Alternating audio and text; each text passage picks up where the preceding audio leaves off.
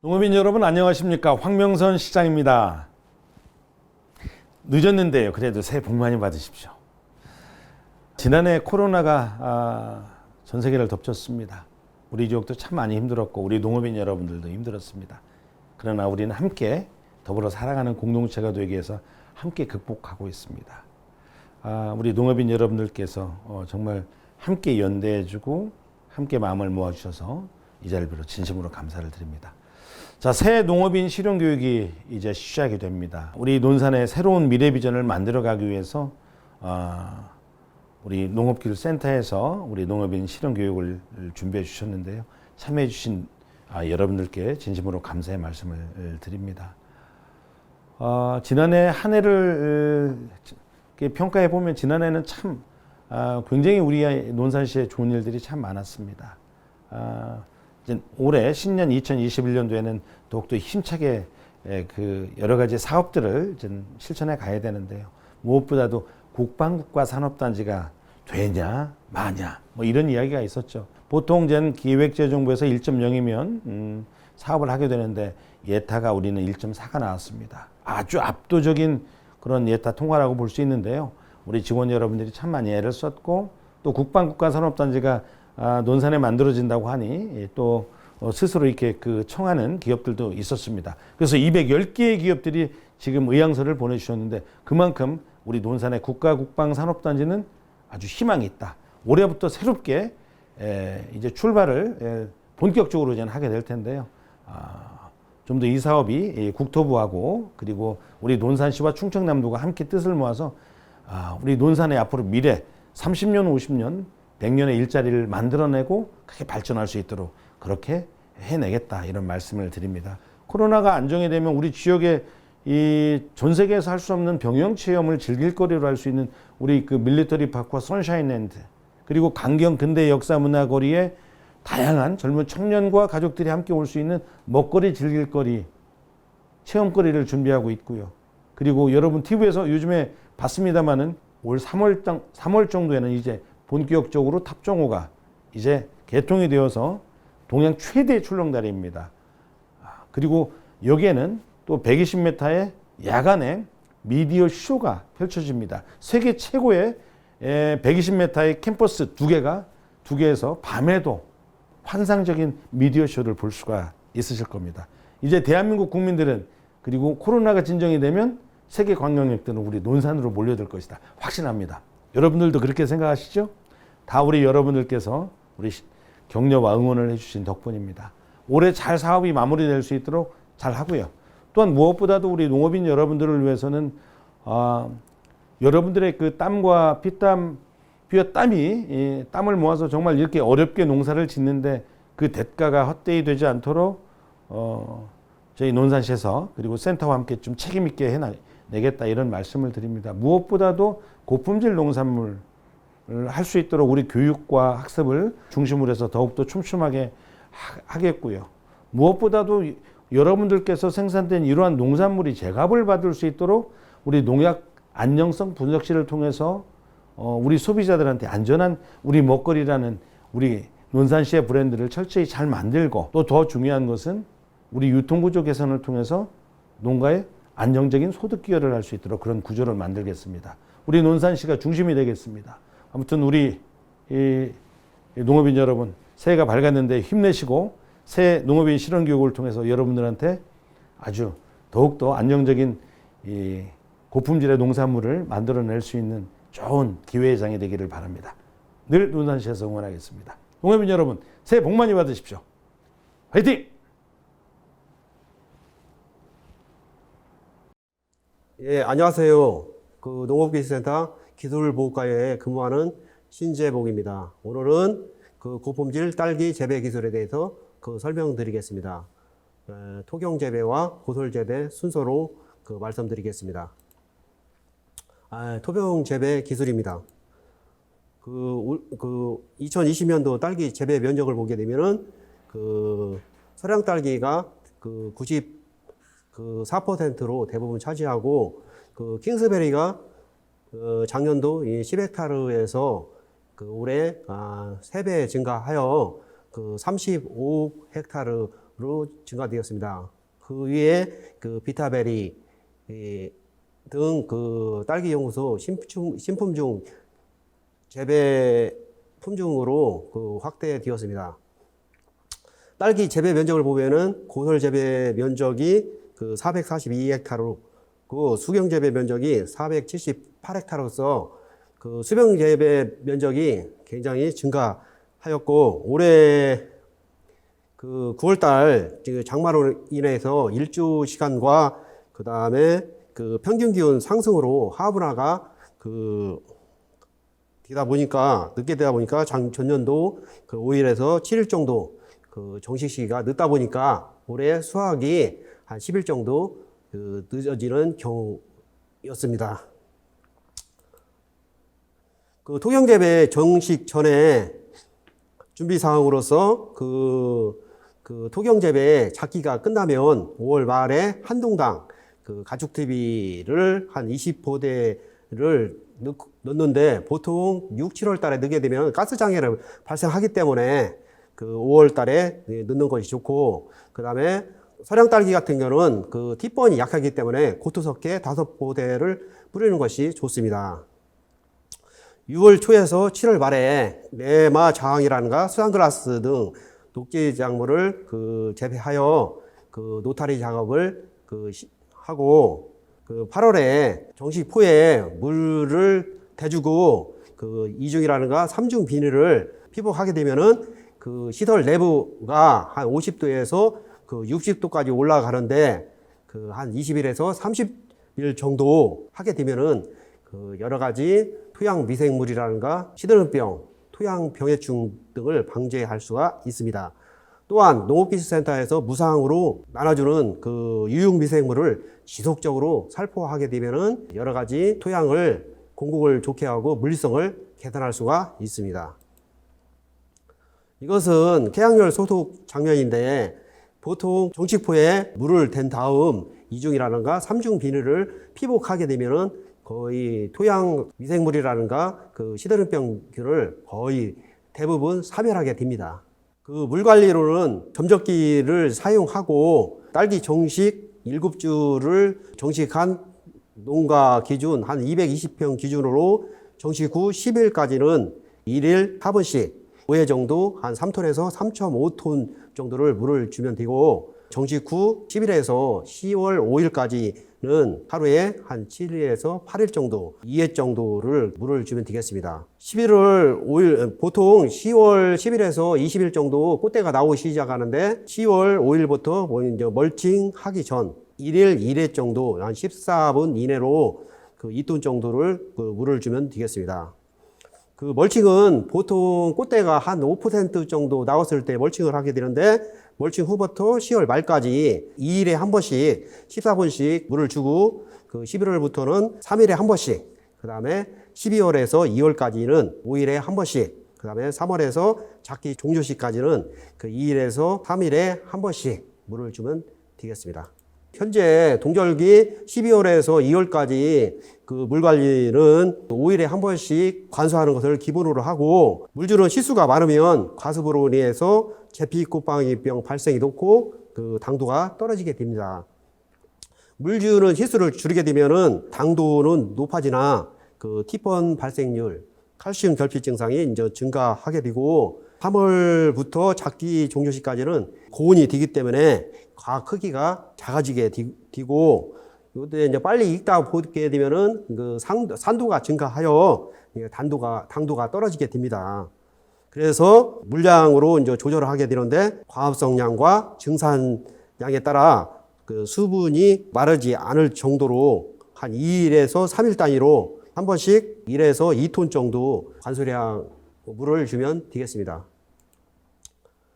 그 비료 관리입니다. 비료 관리는 복합비료 19-19-19- 마그네슘 미량 요소와 21-21-21- 마그네슘 복합비료를 준비하고, 그 다음에 질산칼슘, 십수염과 황산 마그네슘, 그 다음에 미량육 원소를 준비하면 되겠습니다. 보통 정식 후 화분하고 확실히 된 15일부터 이제 비료를 투입하기 시작하는데 2일에 한 번씩 물 1톤에 500g씩 타게 되면은 보통 EC가 0.7 정도 됩니다. 이 비료를 첫 번째는 복합 비료를 3회 주고, 그 다음에 질산칼슘 1회, 그 다음에 황산 마그네슘은 한 달에 한 번씩, 그 다음에 미량 원수는 한 달에 한 번씩 주면 되겠습니다. 멀칭 후부터는 3일에 한 번씩 물 1톤에 한 800g씩 타서, 보통 EC로 따지면 한 1.0 정도로 타서 주시면 되고, 11월 중순에서 2월 말까지 비료를 끊어도 이전까지 준 비료로서 충분히 토양 재배를 할 수가 있습니다. 겨울철 비료를 중단하지만 티번을 발생할 수 있기 때문에 질산 칼슘은 꾸준히 한 달에 한 번씩 꼭 주셔야 됩니다. 2월 중순부터 이제 복합 비료하고 질산 칼슘을 한 1톤에 한 500g씩 타서 그 2일에 한 번씩 주다가 4월부터는 비료를 끊어도 충분하게 딸기를 재배할 수가 있습니다.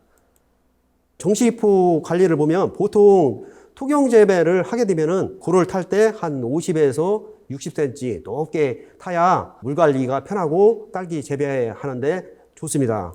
정식포 관리는 이랑은 한 110에서 120cm로 하고, 골은 30cm로 하고, 이랑은 한 80cm로 하는 게 좋고, 골 높이는 한 50에서 60cm로 높게 타는 것이 좋습니다.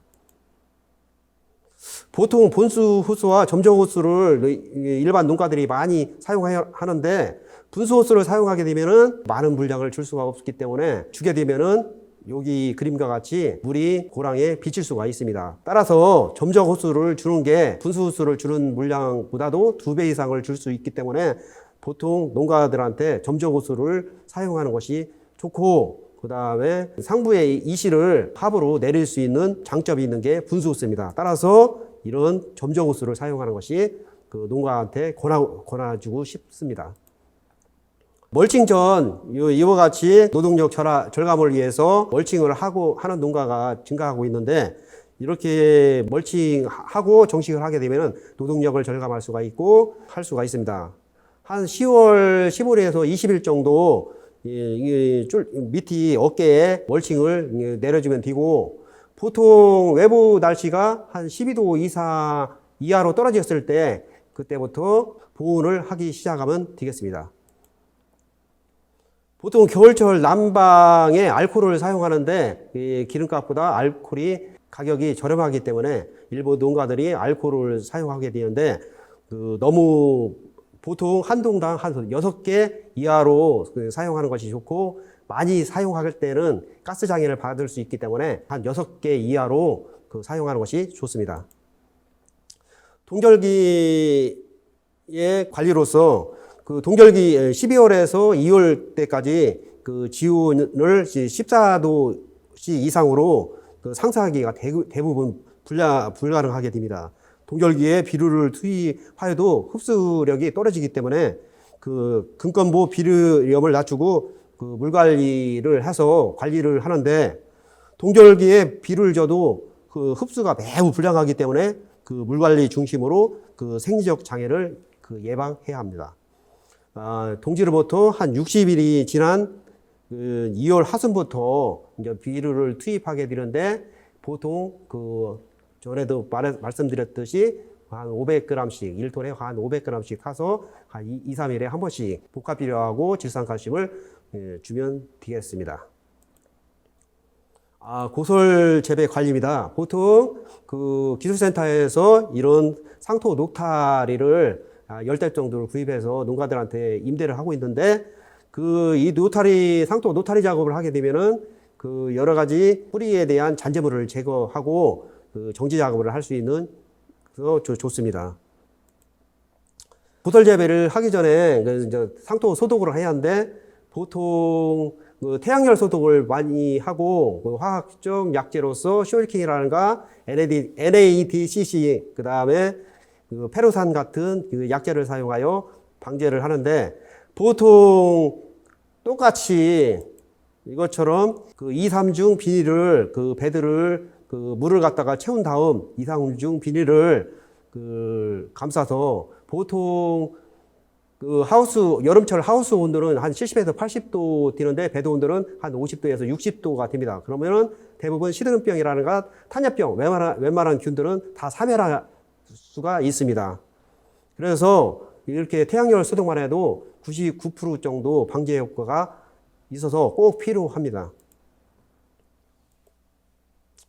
그 고설 재배를 하려면은 원수가 좋아야한데 보통 그 원수는 EC가 0.3 이하, 그 다음에 그 염화 나트륨, 그 염분이죠. 염분이 한 20ppm 이하, 그 다음에 철분은 한 0.5 ppm 그 이하가 되고, 그 다음에 그 중탄산은 50 ppm 이하가 돼야 작물화 재배하는데 생리적 장애가 없는데, 보통 광석 지역에는 철분 함량이 20 ppm이 넘다 보니까 여러 가지 생리적 장애가 나타나고, 그 다음에 이렇게 수막을 틀었을 때 그 비닐에 빨갛게 해서 비닐을 교체하는 경우가 많습니다. 따라서 이렇게 원수가 안 좋을 때는 이렇게 정수기를 사용하여 그 원수를 정제해서 공급하는 것이 좋습니다. 그 정식 전에 일부 농가에서 그 테라피 같은 것은 그 벌독성이 있기 때문에 테라피와 아타라 같은 그 약제 같은 경우는 그 한 달 이상이 약효가 가기 때문에 정식하고 나서 이렇게 살포하게 되면은 그 벌 독성이 있기 때문에 벌이 안 나올 수가 있기 때문에 그 기형과가 발생할 수 있습니다. 따라서 그 테라피라든가 아타라 같은 것은 정식 전 10일 전에 뿌려서야 그 벌의 활동에 지장이 없습니다.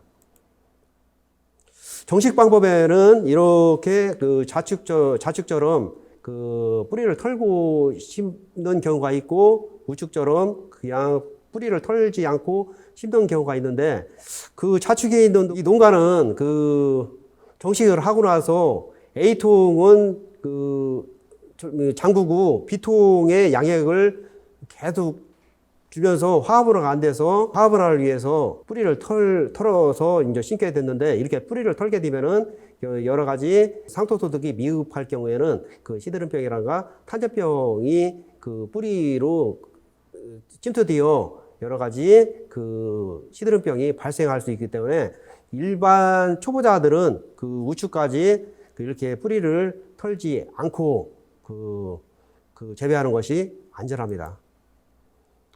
이 농가는 좌측에는 뿌리를 털지 않고 심은 포장이고, 우측에는 뿌리를 털고 심은 농가인데 한 일주일 정도 이렇게 차이가 납니다. 그리고 뿌리를 털지 않고 심게 되면은 일화방 수확이 이제 빠르고 그 1, 2화방의 간격이 넓습니다. 2화방 수확이 좀 늦고, 그 다음에 그 우측처럼 뿌리를 털고 심게 되면은 그 1화방 수확은 늦게 되면서 1, 2화방 그 간격을 갖다가 좁힐 수 있다는 그런 장점이 있습니다.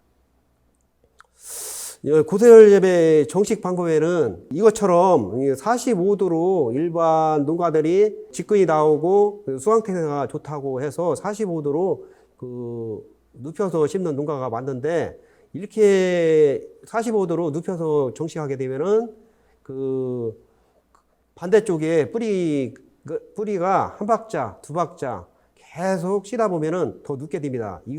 이 방식보다는 한 5도에서 10도 정도 눕혀서 심는 것이 직근도 많이 나오고 딸기가 바로 서게 돼서 5도에서 10도 정도 눕혀서 심는 것이 좋습니다. 멀칭 방법에는 이 농가는 원래 흰색 멀칭을 하는 농가인데 흰색 멀칭이 부족하여 한쪽에 녹색 멀칭 한 농가입니다. 좌측처럼 흰색 멀칭을 하게 되면은 햇빛을 갖다가 반사하여 배도 온도를 이제 낮출 수가 있어 화합분화를 이제 정방향으로 유도할 수가 있어 좋지만은 11월에 배도 온도를 못 잡게 되면은 수량이 한 20% 정도 감소하게 됩니다. 그래서 이 흰색 멀칭을 하는 농가들은 온수 보일러를 사용하여 지온 수량관을 이용하여 온수를 순환하여 배도 온도를 잡아줘야 그 수량을 증대할 수가 있습니다. 그 우측에처럼 녹색 멀칭 하는 농가는 초기에 그 햇빛을 투과시키기 때문에 배도 온도가 굉장히 높일 수 있습니다. 따라서 그 시드름병이나 탄저병 같은 건 고온병이기 때문에 보통 녹색 멀칭을 하게 되면 그 배도 온도가 올라가 시드름병이나 탄저병이 발생할 수가 있기 때문에 이걸 방지하기 위해서 그 타공필링 가운데에 그 타이백을 설치하고 그 다음에 어깨에 타이백을 설치해 주면 그 배도 온도를 한 3, 4도씩 내려가지고 시드름병이나 그 탄저병을 예방할 수가 있습니다. 또한 이 녹색 멀칭 하는 농가는 지후 순환관을 이용해서 그 지하수를 이제 순환하여 배도 온도를 계속 낮춰줘야 됩니다. 그리고 동절기에 되면은 그 햇볕을 갖다가 투과하기 때문에 그 배도 온도를 잡을 수 있는 방법이 되겠습니다. 그 킹스베리 같은 품종 같은 경우는 그 이와 같이 그 흰가루병이 약하기 때문에 그 습을 많이 공급해 주기 위해서 이렇게 무멀칭 하는 농가가 많습니다. 그 무멀칭 하게 되면은 그 습을 공급을 통해서 흰가루병을 그 예방할 수가 있고 그 겨울철 그 응애 같은 거는 건조할 때 응애 발생량이 증가하기 때문에 그 습을 공급을 통해서 그 응애 발생량을 줄일 수가 있습니다.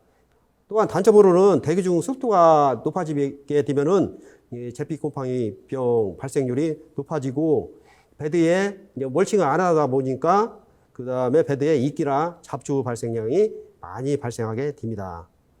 동절기 무멀칭하게 되면 동절기에 그 배도 온도를 잡는데 어려움이 있고 이게 이제 습도가 많음으로써 제피곰팡이가 많이 발생하기 때문에 그 바닥에 멀칭을 할 때 UV 필름을 사용하여 그 바닥에서 습이 올라오지 않도록 그 UV 필름으로 피복하고 그 다음에 그 난방을 위해서 그 보온 다격 커튼이 설치한 농가와 같이 온습도 관리가 잘 되는 농가에서 하는 것이 좋습니다.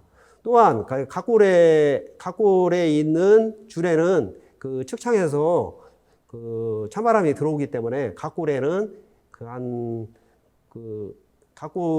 그 멀칭을 하는 것이 좋습니다. 또한 그 무멀칭하는 농가들은 그 난방에 굉장히 어렵기 때문에 한 일반 농가보다도 야간 온도를 한 10도에서 11도, 한 1, 2도 정도 높게 관리하는 것이 좋습니다. 이 농가는 그 청색 멀칭한 농가인데, 녹색 멀칭한 농가인데, 보통 멀칭을 하게 되면은 그 과무도 이제 굵어지고 애가도 생기면서 그 이제 뿌리가 이제 내리는데 그 이제 멀칭에 걸리게 되면은 뿌리를 못 내리게 됩니다. 따라서 이와 같이 그 뿌리가 내리는 쪽으로 이렇게 찢어주게 되면은 그 여러 가지 습도 조절한 때도 좋고, 그 다음에 배도 온도도 잡아도 좋고, 여러 가지 겨울철 조로 간주하기도 좋으며, 그 다음에 그 온도 관리 하는데 좋은 방법이 되겠습니다. 정식하고 나서 배도 온도를 낮추기 위해서 가운데에다가 타이백을 하고, 그 다음에 양 어깨에 그 타이백을 하게 되면은 배도 온도를 한 3, 4도 정도 낮출 수 있고, 그 오른쪽처럼 그 양 옆에 타이백을 하게 되면은 그 타이백 난반사 90%를 이용해서 빛을 반사하여 뒷면에 착색을 갖다가 고르게 할 수 있다는 그런 장점이 있습니다. 정식 초기에 정식하게 되면 그 NO3 같은 마이너스 이온을 많이 흡수하기 때문에 마이너스 이온을 흡수하면서 바로 OH 이온을 방출하기 때문에 그 pH가 올라갑니다. 그리고 겨울철과 같이 뿌리가 약해지고 그 생식상장에 접어들게 되면은 그 양이온 같은 이온을 많이 흡수하게 되면은 수소 이온을 배출하기 때문에 pH가 내려갑니다. 동절기 그 생육 관리는 급액 EC하고 그 배액 EC를 측정해서 보통 정식 초기에는 보통 그 차이가 한 0.3에서 그 다음에 겨울철에는 한 0.1에서 0.2 차이에야 돼야 그 티변 발생이었고 거의 같을 때는 그 티변이 많이 발생할 수가 있습니다. 그 2월 말에 되게 되면은 뿌리 활력이 이제 좋아지면서 이제 마이너스 이온을 많이 흡수하다 보니까 그 pH가 이제 상승하게 됩니다. 그리고 급액 EC와 그 배액 EC를 한 0.3으로 그 유지하여 물량과 그 비료량을 조절하면 되겠습니다. 겨울철에는 일찍 이제 해가 떨어지기 때문에 보통 4시 이전에 이제 해가 떨어지기 때문에 4시 이전에 그 측창을 닫아 보온을 이제 일찍 해주는 것이 좋고, 그 다음에 그 배행량으로 일부 농가에서 배행량으로 그 물 관리와 비료 관리를 하는 농가가 있는데, 이 배행량으로 하는 농가들은 그 배액통에 그 수량 계량기를 달아서 그 하는데 보통 배액률이 한 20% 이하로 떨어지게 되면은 딸기는 이제 작아지게 되면서 경도와 당도는 좋아지게 됩니다. 또한 그 배액률이 한 40%가 되게 되면은 딸기 크기는 큰데 그 경도하고 당도가 떨어지기 때문에 보통 배액률은 한 20에서 30%로 유지하는 것이 좋습니다. 이 농가는 킹스베리 농가로서 9월 4일에 그 정식하여 입장이 한 3장 정도 나온 상태이고, 그 킹스베리 품종은 그 흰가루병이 그 약하기 때문에 그 습도를 조절하기 위해서 무멀칭한 농가입니다.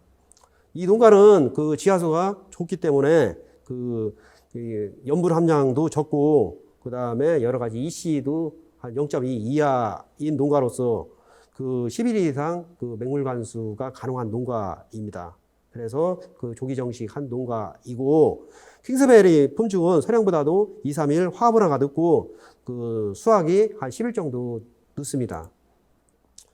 그 킹스베리 그 일화방 1번과는 그 대부분 변형과 선청과 기형과 발생률이 매우 높기 때문에 그 제거하는 것이 좋은데, 그 1번과가 변형과 선청과가 생기는 이유는 그 킹스베리 같은 대과는 그 암술 분화 시기가 다르기 때문에 생기는데, 그 아랫부분은 정상적으로 분화되고 윗부분은 그 늦게 분화됩니다.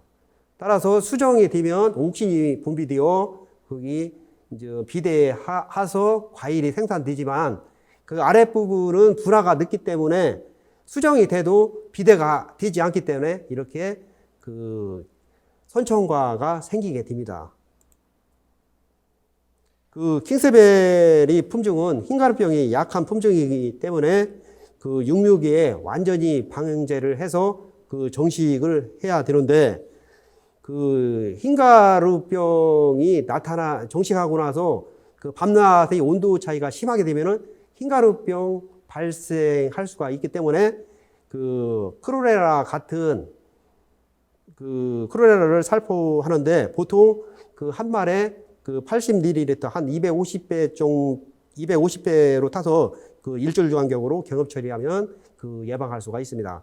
보통 기술센터에서 지금 크로레라를 한 1인당 10리터 정도를 주는데, 10리터 정도를 하면은 한 동에 한 25말 정도를 하면은 2리터가 들어갑니다. 그러면 한 10리터 정도를 하면은 한 5동 정도를 할 수 있는 양이 되겠습니다. 그 흰가루가 생겼을 때는 화학적 방제를 하는데 머큐리라든가 힌트 같은 약재를 사용하여 방제하면 되겠습니다. 보통 거의 크로렐라는 이런 개인들이 사용하는 그 소형 그 크로렐라도 있으며, 그 일부 농가들은 그 이런 통을 사용하여 개인이 만들어서 크로렐라를 생산하는 농가가 있고, 농업기술센터도 그 크로렐라 배양기 600리터짜리 두 대를 갖다 확보하여 지금 그 딸기 농가 등 상추 농가, 논산 시에서 재배하는 농가들한테 그 매일같이 그 분양하고 있습니다. 비타민 품종은 이거 과피가 얕기 때문에 그 온도가 높고 그 다음에 질소질이 그 많게 되면은 그 붕소라든가 칼슘 결핍이 생기기 때문에 이렇게 이와 같이 그 선천과가 생기게 됩니다. 그 다음에 과실 조절은 그 입장의 크기에 따라서 한 5개에서 9개 정도로 그 조절하는 것이 좋습니다. 그 정식하고 60일이 되게 되면 스티로폼 베드로 그 뿌리가 네트가 형성되기 시작하는데 80일이 되게 되면 일조량이 부족하고 비료염이 이제 축적되게 되는데 그렇게 되게 되면은 그 꽃받침 마름 현상이라는가 그 다음에 그 하엽 고사 현상, 핏번 등 그런 그 현상이 나오게 됩니다. 이럴 때 그 담수 기법을 사용하게 되면은 그 효과를 보는데 담수 기법 방법으로서 그 맑은 날 오전 중 맑은 날 그 배도 높이 한 70호로 정도 물을 채우고 오전 8시부터 9시에 채우고 오후 1, 2시에 그 빼어주게 물을 빼주면 그 효과가 있는데 효과로는 이 베드 하부의 염류를 제거할 수가 있고 제일 효과가 좋은 게 꽃받침 마름 현상, 그 다음에 하엽의 급격한 처짐 현상을 방지할 수 있고 한 핏번이라는가 그 여러 가지 그 효과가 뿌리 활력을 갖다가 희복할 수 있는 그 방법이 되겠습니다. 이것은 담수 효과를 해서 이렇게 효과를 본 포장이 되겠습니다. 보통 꽃은 정식하고 10월 10일에서 그 20일이 되면은 그 꽃이 피기 시작하는데 그 30도 이상의 꽃 피고 30도 이상이 되게 되면은 그 기온과가 발생되고 그 다음에 일조량이 부족하게 되면은 수정불량이 일어나게 됩니다. 보통 꽃은 암술은 수정 능력이 한 10일 정도 되고 수술은 한 2일에서 5일 정도로 짧으며 고온이 되게 되면 한 2일로 단출되게 됩니다. 따라서 꽃의 적정 온도는 한 18도에서 23도가 되는데 보통 꽃이 폈을 때는 25도씨 이하로 관리하는 것이 좋습니다. 겨울이 되게 되면은 여기와 같이 꽃과 벌에 안전한 농약을 사용해야 됩니다. 잘못하게 되면은 화합불량을 일으키기 때문에 그 꽃이 기온과가 생기게 됩니다. 그리고 겨울철 그 습이 많기 때문에 습을 빨리 말려줘서 그 해가 뜸과 동시에 난방을 해야 됩니다. 그 습을 제거하게 되면은 이와 같이 꽃에도 좋고 그 벌에도 좋고 그 광합성 하는데도 좋기 때문에 그 해가 뜸과 동시에 그 습을 빨리 말려주는 게 좋습니다. 효과 작업은 그 1, 2, 3, 4, 5번 순서로 점차 소과가 되는데 4번 이후의 과실은 그 개화와 동시에 제거하는 것이 좋고 보통 1화방은 7개, 그 다음에 2화방은 5개, 3화방은 3개 내외로 그 키우지만 보통 그 입장 크기에 따라서 그 입장이 클 때는 한두 개씩 더 달고 입장이 작을 때는 한 개를 더 빼서 가감해서 그 적과를 하면 되겠습니다. 그 적과하는 이유는 특과를 많이 생산해야 농가가 그 돈이 되기 때문에 그 대과를 많이 생산하기 위해서 하는데 그 대과를 많이 생산하고 그 다음에 뿌리의 부담을 해소 생산량을 증대하기 위해서 합니다. 보통 1화방 1번과는 대과이기 때문에 기온과가 생겼을 때는 즉시 제거하는 것이 좋고 그 세력에 따라서 입장 세력에 따라서 그 5개에서 7개 정도 이렇게 해서 조절하면 되겠습니다. 그리고 3번과 4번화는 대부분 그 작은 꽃을 피기 때문에 즉시 제거하는 것이 좋으며 수확이 끝난 꽃대는 제거하는 것이 좋습니다. 그 보통 농가에서 그 간이 난방기를 많이 사용하는데 간이 난방기 온도 센터는 그 난방기에서 한 10m가 떨어진 곳에 좌우측에 그 센서를 설치하는 것이 좋으며 보통 한 동당 한 10만 칼로리 정도가 필요한데 보통 보온 다기업 커튼을 설치한 농가들은 한 70%를 커버할 수가 있고 수박이 설치한 농가에서는 한 40에서 50%를 커버할 수가 있습니다. 따라서 이런 간이 난방계로서 보충을 하는데 보통 5만 칼로리 정도로 난방을 하게 되면 거의 잡을 수가 있습니다. 보통 겨울철에는 해가 뜨기 1시간 전에 순환팬을 돌려가지고 순환판이라가 배기팬을 작동해서 습도를 갖다 낮춰주고 난방을 통해서 내부 공간 온도를 유지해야 해가 뜸과 동시에 광합성을 할 수 있게 됩니다. 보통 난방기로서는 열풍기, 전기 열선, 전기 열선 같은 경우는 전기 같은 경우는 한 1kW당 860kcal를 열량을 내기 때문에 보통 한 동당 10만 칼로리를 열량을 얻기 위해서는 한 동당 한 110kW가 필요합니다. 따라서 전기는 보조적인 수단으로 사용해야 되고, 그 다음에 보온 다격 커튼이라는가 수막, 간이 열풍기, 대포죠. 대포를 사용해서 난방을 하고 있습니다. 그 다음에 야간 공간 온도는 한 8도 정도로 유지하는 게 좋고, 야간 근건부는 온수 보일러를 활용하여 한 13도에서 한 15도 정도를 온도를 갖다가 유지하는 것이 대과를 생산하는 데 유리합니다. 3월 이후가 되게 되면은 온도가 올라가고 일조 시간이 늘어나기 때문에 차광막을 쳐주고 측창을 개폐해서 내부 순환팬이나 배기팬을 활용하여 온도와 습도를 조절하면 되겠습니다.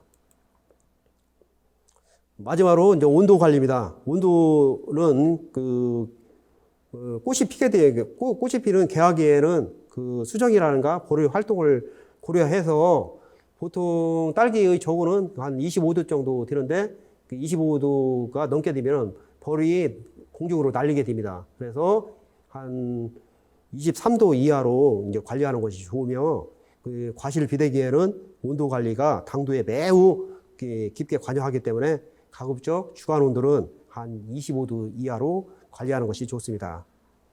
온도를 낮게 동절기에 온도를 낮게 관리하게 되면은 습기가 늦어지기 때문에 당도는 이제 증가하지만은 착생 불량과나 무름과가 생길 수가 있으니 저온을 유지하는 게 좋으며 3월달 이후로 온도가 이제 높게 되게 되면은 이제 착색이 이제 빨리 되면서 20일 안에 이제 착색이 되면서 이제 크기가 이제 빨리 익다 보니까 크기가 작아지면서 당도도 떨어지고 상도가 증가되다 보니까 딸기에서 신맛이 나게 됩니다.